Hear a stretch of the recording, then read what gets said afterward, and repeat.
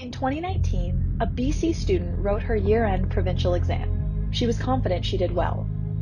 After all, she had averaged 88% in their classwork. All she needed was a decent provincial exam performance to cement her spot in college. A bright future ahead. For 6 weeks, she eagerly awaited the results from the BC Ministry of Education markers. And then it finally popped onto the website. 12%, an F. 76 points below her class average. This actually happened. And it didn't just happen once. It happened to thousands of students in British Columbia in the summer of 2019. The John Horgan NDP government tried to deny it, then tried to cover it up. But parents, educators, and students knew something was wrong, and they demanded the tests be rechecked. Turns out the ones who deserved the F that summer was the Horgan NDP government. They screwed up so bad that BC Ombudsperson had to step in to sort it all out.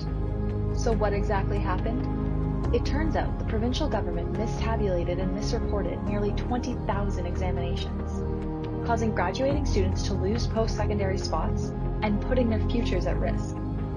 And not only were these thousands of mistakes made, they were piled on with more mistakes. Even after the Horgan Education Ministry discovered the problem, and the NDP government even tried to mislead the Ombudsperson about it, they pushed out a string of fibs and misleading statements to the public. The government then said they had contacted post-secondary schools to let them know about the issue. Except they only told 26 institutions, leaving another 92 in the dark. In his report, the Ombudsperson made several recommendations in response to his findings that leave no excuse but blatant mismanagement.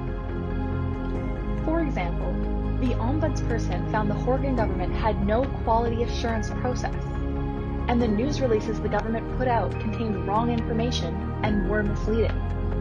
The Horgan government's misleading news release on this was so egregious that the Ombudsperson ordered the ministry from now on to certify in writing that their statements are accurate.